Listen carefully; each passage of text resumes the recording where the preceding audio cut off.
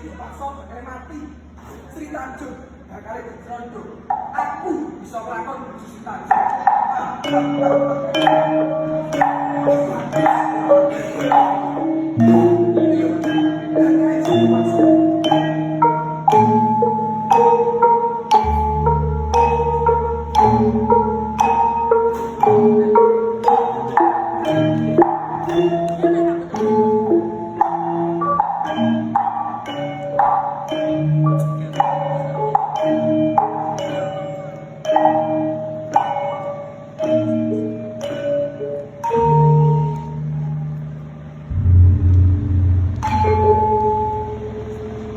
Sido paksa kagiat jroning panggalih ingsun ndak sawang ngos-ngosan ambekanmu giwiran lohmu lumebua ning kraton wilas dina kene iki